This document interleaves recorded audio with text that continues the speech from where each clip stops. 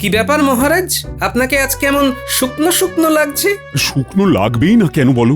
মন প্রাণ দিয়ে এত করে স্বর্গীয় বাবা মাকে ডেকে যাচ্ছি, কবে থেকে বলছি কাতর ভাবে একটু আমার শ্রীবৃদ্ধি করতে, কিন্তু হচ্ছে কই? মহারাজ, পরপারে কি আর আপনার প্রার্থনা তারা শুনতে পাচ্ছেন যে কোন রকম ব্যবস্থা নিয়ে তারা আপনার অবস্থার উন্নতি ঘটাবেন?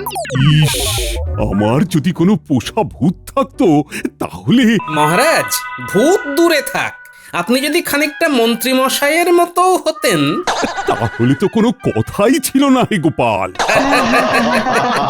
তাও ভালো, আমার নামে প্রশংসা শুনে সবার কেউ না জ্বলে হাসছে, দেখে কি ভালোই না লাগছে। সব থেকে বড় কথা, গোপালও আজ সুনাম করেছে। আসলে কি বলুন তো মহারাজ, আমার মতো হওয়া খুব একটা সহজ নয়। সারাদিন কি কম খাটি বলুন? মন্ত্রী মশাইয়ের কি গরমকালে মাথায় বেশি বুদ্ধি হয়? আমার মাথায় সবসময় বুদ্ধি গিজগিজ করে, তোমাদের মতো নিরেটদের সামনে প্রকাশ করি না। মন্ত্রী, আমাকে কি কিছু বললে? আপনার নামে কিছু বললে এমন মন্ত্রী মশাইয়ের পিছনে ওপাড়ার ওই শাকচুন্নি লেলিয়ে দেব না। হ্যাঁ, আহা গোপাল, এইসব বলো না। কালকে রাত্রিবেলাতেও ওই গাছের ডালটাতে আমি নিজের চোখে। থামো থামো থামো। হ্যাঁ, থামো থামো, মিছি সব। এমনিতেই আমার ভূতে বড্ড ভয় লাগে। মহারাজ ভূতে ভয় পান? বারে ভালো তো।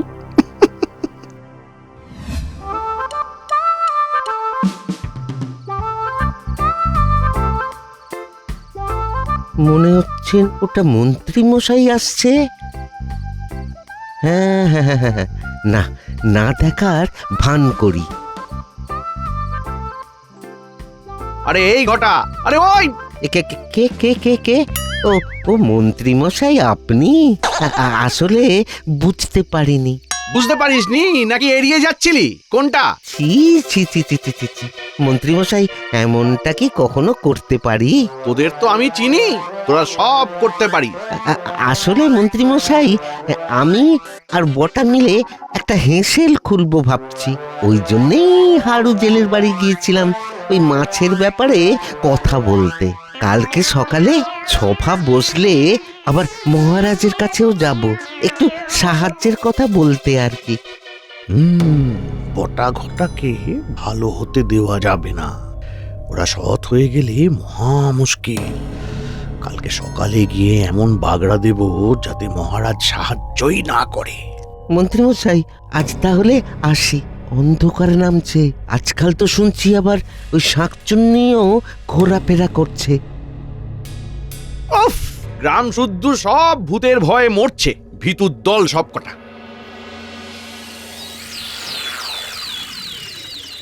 কি ব্যাপার ঘটা, পদ ভুলে নাকি? না মহারাজ, আমরা একটা সস্তার হেঁসেল খুলছি, তাই আপনার কাছে এসেছিলাম একটু সাহায্য চাইতে। আর সাহায্য? আমার নিজের কোষাগারই হাহাকার করছে। এই মাসে আমি অপারগ, সামনের মাসে এসো, দেখছি। মহারাজ একটু ভেবে দেখুন না যদি কিছু করা যায়। আসলে রাজ্যে এমন হেঁসেলের খুব দরকার। আরে আমার অবস্থা কে দেখে তার নেই ঠিক। এবারে বাবা মাকে ছেড়ে আমার সব থেকে আদরের স্বর্গীয় পিসিমাকে ডাকা শুরু করেছি, তাও ফল পাচ্ছি না। মহারাজ, কিছুই কি হবে না? বলছি তো এ মাসে হবে না, সামনের মাসে দেখছি। এই ঘটা ঘটা, আরে মহারাজকে আর বিরক্ত করিস না, ওনার অনেক কাজ আছে। ঘটা, সামনের মাসে একবার আসিস কেমন? মহারাজ কিছু একটা ব্যবস্থা করে দেবেন।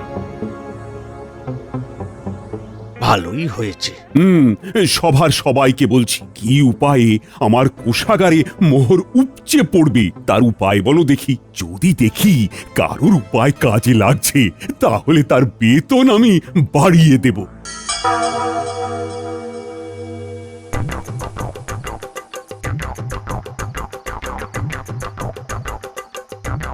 গিন্নি, আরে ও গিন্নি, একই, আরে এইভাবে হনহনিয়ে হাঁটছো কেন?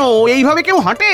সময় এখন মোটে ভালো নয়, চারদিকে সব তেনারা ঘুরছেন, তুমি কি খবর পাওনি? উফ, আরে সব কথা ঠিক নয় গিন্নি, এগুলো সব রটনা। তুমি ঠিক বলছো, আমি কিন্তু এখন খগেনের বউয়ের কাছেও শুনে এলাম। আমি মন্ত্রী, কোনো বাজে কথা বলি না। আবারও বলছি, এ সব রটনা। কে কি দেখেছে তার নেই ঠিক। হ্যাঁ, আসলে ভূত পেতনির ব্যাপার না, সবাই সবাই ভয় পায় গো। বলছো?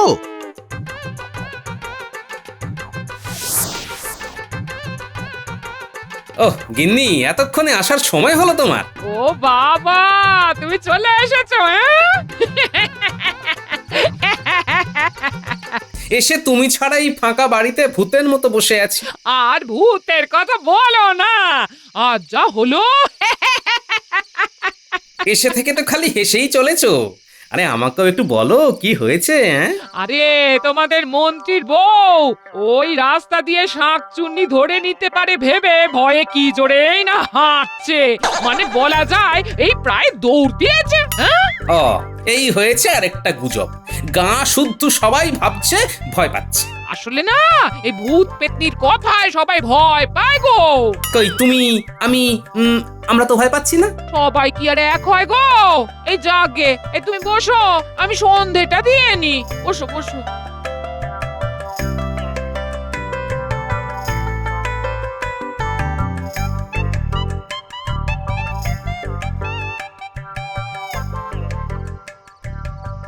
কি গো, ভাত বেড়ে সেই তখন থেকে বসে আছি, খাবে না নাকি? হুম, পরে খাবো, এখন একটু হিসেব মেলাচ্ছি। কার, গোপাল না মহারাজের? মহারাজের। ভাবছি কিভাবে ওনাকে ফাঁদে ফেলে নিজের আখের গোছাবো, কিন্তু তুমি বুঝলে কি করে? বারে বা, তোমার জীবনটা প্রায় ওদের ফাঁদে ফেলতে ফেলতে কেটে গেল। এই ব্যাপারটা আমি বুঝবো না তো কে বুঝবে? শুনি শুনি। মাথায় এখন প্রচুর চিন্তা, বুঝলে? মহারাজকে বোকা বানাতে হবে, বটা ঘটাকে কিছুতেই ভালো হতে দেওয়া যাবে না। ভাবছি হ্যাঁ, ভূত দিয়েই বাজিমাত করব। এক কাজ করো, পেট ভরে খেয়ে নাও, তাহলে দেখবে ভরা পেটে সব বদমাইশিগুলো টপা টপ মাথায় আসছে। বলছো? আমি মন্ত্রীর বউ, একটা কথাও আজে বাজে বলি না। হিসেবটা তো মেলাতেই হবে।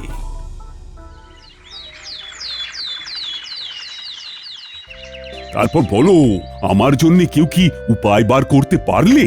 সত্যি বলতে মহারাজ, আমি পারিনি। আমি তাই বলবো, ওই সময়ের উপরে ভরসা রাখুন। মহারাজ আমিও পারিনি, বহু বই ঘেঁটেও কিচ্ছু উপায় পাইনি। আমারও কিছু বলার নেই। তবে মন্ত্রী মশাই মনে হয়। থামো তো গোপাল, তুমি যখন উপায় বার করতে পারোনি তখন মন্ত্রীর মুখ থেকেই মন্ত্রীর কথাটা শুনবো। মহারাজ ক্ষমা করে দেবেন। মহারাজ, আমি বহু শাস্ত্র ঘেঁটে উপায় বার করেছি, তবে সেটা গোপনে বলতে হয়। আহ মন্ত্রী, তুমি আমায় বাঁচালে। মহারাজ, আমি আছি তো, আপনি বেশি চিন্তা করবেন না।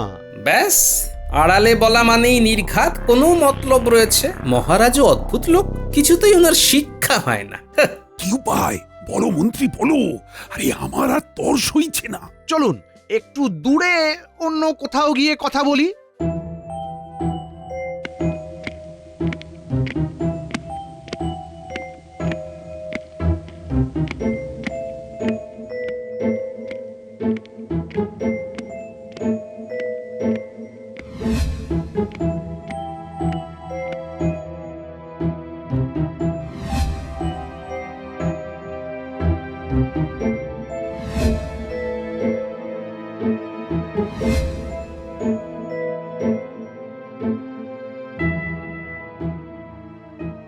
মহারাজ, আপনাকে সব থেকে বেশি কে ভালোবাসতো? বাবা, মা না পিসিমা? পিসিমা? আরে তাকেই তো এখন দিনরাত ডাকছি, যাতে একটু মুখ তুলে চান। না না মহারাজ, আপনি ভুল করছেন, ডাকাটা ঠিকভাবে হচ্ছে না। মানে? আরে এসব ছেড়ে তুমি আমায় উপায়টা বলো না। শুনুন শুনুন মহারাজ, মহারাজ আপনাকে ঠিক উপায়ে ঠিক পদ্ধতিতে ডাকতে হবে, মানে প্রার্থনা জানাতে হবে। কি যে বলো তুমি, আমি রোজ ওনাদের ধূপ দিয়ে বেলা পুজো করি। আরে ওইভাবে হয় না, আমি সব পড়েই বলছি। তাতে স্পষ্ট লেখা আছে যে স্বর্গীয় প্রিয়জনের আশীর্বাদে যদি তাড়াতাড়ি করে শ্রীবৃদ্ধি করতে চান, তাহলে প্রত্যেক দিন রাত্রিবেলা রাজবাড়ির পিছন দিকের গাছের নিচে তার প্রিয় খাবারগুলো রেখে দিন। তাতে সে সন্তুষ্টও হবে আর আশীর্বাদ করে আপনার আর্থিক সমৃদ্ধিও ঘটাবে। বলো কি মন্ত্রী, আমি এখানে খাবার দিলে স্বর্গে গিয়ে পৌঁছবে? উনি নিজে আসবেন খেতে মহারাজ। তবে তবে হ্যাঁ, ব্যাপারটা কিন্তু গোপন রাখতে হবে। আর আপনি ওনার জন্য খালি নয়, আপনার বাবা মায়ের কথা ভেবে একটু বেশি করে খাবার দেবেন। যদি তারা তিনজনেই আসেন না, তাহলে বুঝতে পারছেন আপনার সমৃদ্ধি কোথায় গিয়ে ঠেকবে। কোনো বিশেষ মন্ত্র আছে? তাহলে কি জ্যোতিষীকে বলবো? মহারাজ, বললাম না, ব্যাপারটা গোপন রাখতে হবে। আপনি শুধু ওনাদের প্রিয় খাবারের বন্দোবস্ত করে রাখবেন, আর বাকিটা ফলেন ও পরিচয়তে। কালকে থেকেই তাহলে শুরু করব। ও মন্ত্রী, তুমি আমায় বাঁচালে।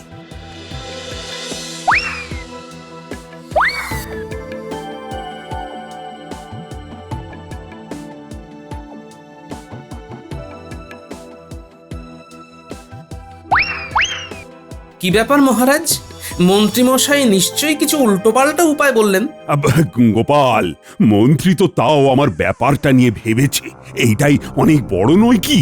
মহারাজ, করবেন না রাগ। এই থামো তো তুমি সভাকবি।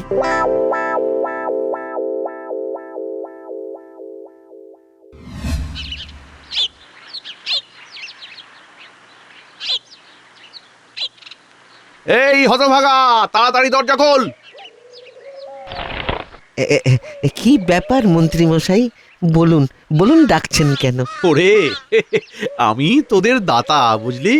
যাকে শোন, হেসেলের কত দূর কি এগোলো? সেই রকম কিছু নয়, পুঁজি আর কই। এই রাঁধুনির খরচ, বাজার দোকানের খরচ সব মিলিয়ে বিশাল ধাক্কা।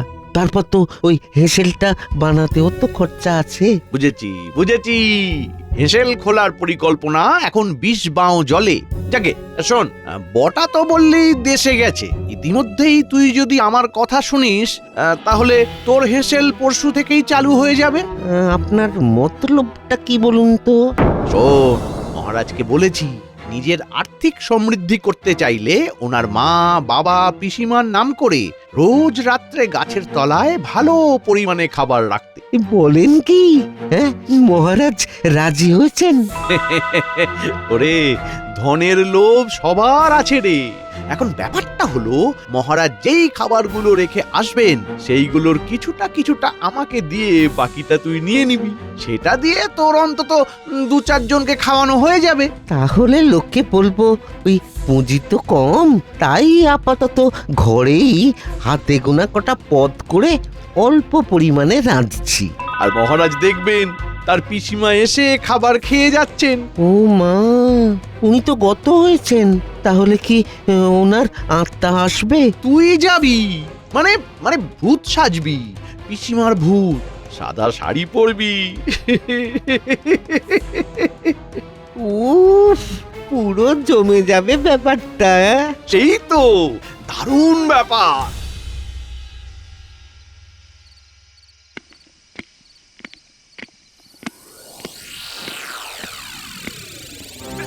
কি গোপাল, তুমি? কি ব্যাপার রানী?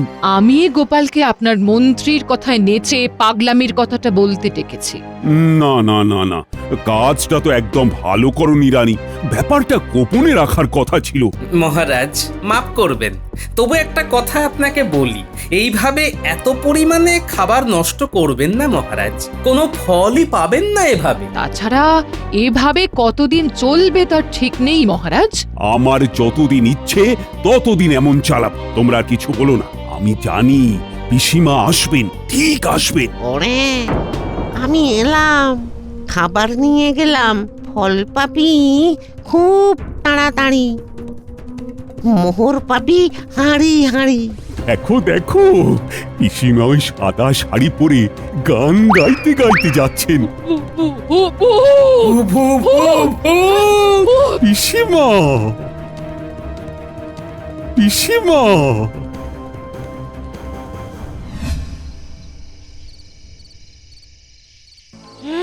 এ কি বলছো? তুমি নিজের চোখে দেখলে সাদা শাড়ি পরে পিসিমা এলেন?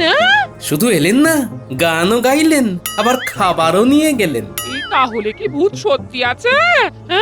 নিজের চোখে দেখলাম গিন্নি। দিদা দিদা জল দাও জল দাও, বড্ড ঝাল লেগেছে। জল দাও, বড্ড ঝাল লেগেছে। ওরে বাবা, এই কোথা থেকে কি খেয়েছিস? হ্যাঁ, ঘটার হেসেল থেকে ভাত আর মাংস। কত বড় বড় টুকরো। কার হেসেল? জানো না, ঘটা নিজের বাড়িতেই হেসেল খুলেছে। আমরাই আর প্রথম খদ্দের, আজকে অল্পই রাখছে, ওই 3-4 জনের মতো। ঝাল ঝাল তেল মশলা দেওয়া খাবার। ব্যাপারটা কি হলো? যে গতকালই সাহায্যের জন্য মহারাজের কাছে এসেছিল, সে আজই হেসেল খুলে ফেললো। ঘটা কাকা বলল এই কদিন শুধুমাত্র সে রাতের পথিকদের জন্যই হেসেল খুলবে। দোকানে কি রাঁধুনি রয়েছে দেখলি? না না তো।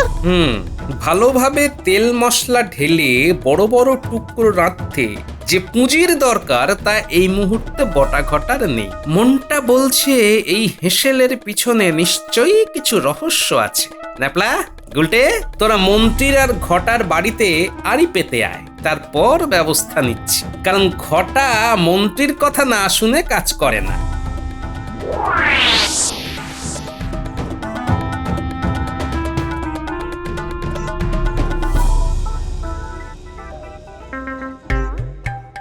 ইজু, রাজবাড়ির ভোজ খেলে? তা ঘটার ওই মরে যাওয়া পিসিমার আত্মা সেজে খেতে ভয় করলো না? অমন খাওয়া কেউ ছাড়ে? মহারাজ রানীমা কেউ ধরতেই পারবেন না। খাওয়ার সময় বুঝি আমার কথা একটু মনে পড়েনি? পড়েছিল তো, ভাবছিলাম তুমি এ জন্মেও এমন রান্না রাঁধতে পারবে না। মানে? তোমার রান্নার ধারে কাছে ওই রান্না আসে না। আকাশ আর পাতাল, এত ভালো রাঁধো। এই সুযোগে ঘটার হেসেলও বিনা পয়সায় খুলিয়ে দিলাম।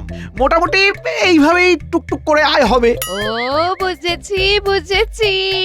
তাহলে মহারাজকে বোকা বানিয়ে ঘরটা কি ভুলছি আজকে, নাকি সুরে গান করে খাবার থালা হাতে নিয়ে নিজে খাবার সাটিয়ে অতিরিক্ত খাবার আবার ঘরটাকেও দিয়ে দিচ্ছ? হ্যাঁ, বিক্রির জন্য। এসো এসো, তোমায় প্রণাম করি।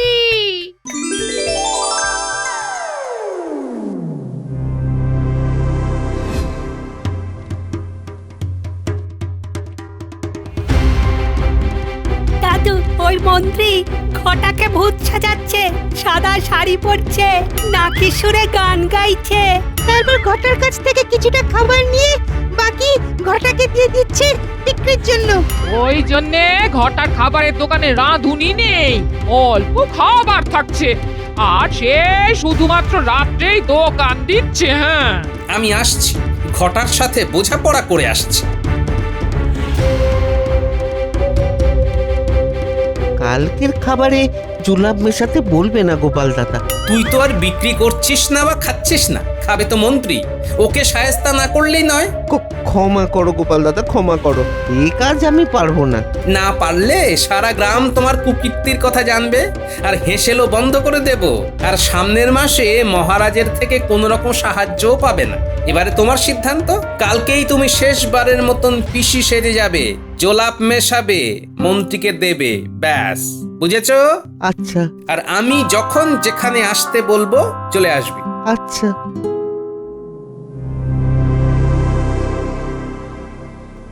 আজ নিয়ে 2 দিন হয়ে গেল, পিসিমা আসছেন না, খাবারও নিচ্ছেন না।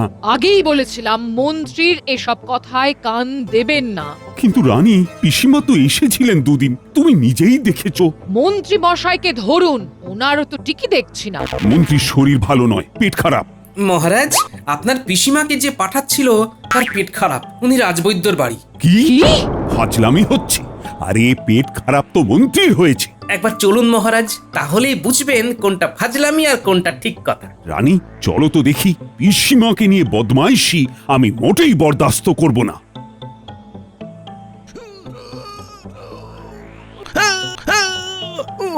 কই কই পিসিমাকে যে পাঠাচ্ছিলে সে কই?